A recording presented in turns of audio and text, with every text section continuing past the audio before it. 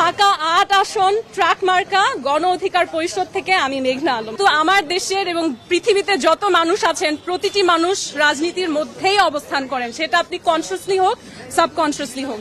এখন হয়তো আমি যে নির্বাচনে লড়ছি সেটা আলাদাভাবে আপনারা অবজার্ভ করছেন, আর নির্বাচনে যখন লড়তে এসেছি জেতার উদ্দেশ্য নিয়েই এসেছি, কারণ আমি যদি না জিততে পারি তাহলে সেই অ্যাডমিনিস্ট্রেটিভ ক্ষমতা যেখানে আমি দেশকে বদলাতে পারবো সেটা তো আমি অর্জন করতে পারবো না। তাই আমার প্রধান লক্ষ্য সেটাই।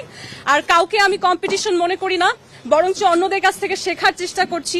যাদেরকে আমার সাথে আছেন বা আমার অপোজিশনে আছেন তাদের কাছ থেকে কতটুকু শেখা যায়, তারা কি স্ট্র্যাটেজিস নিয়ে আগে সফল হয়েছেন সেটা বোঝার চেষ্টা করছি।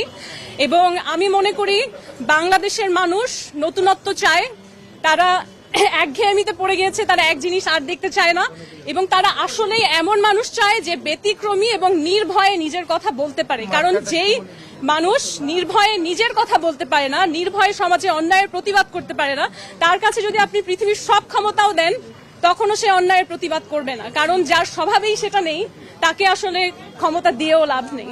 তো আমার প্রধান উদ্দেশ্য হচ্ছে এটাই, দেশের জন্য কাজ করব। যদি জিতে যাই আলহামদুলিল্লাহ, কিন্তু আমার এই প্রত্যয়টা স্থায়ী হবে ইনশাআল্লাহ।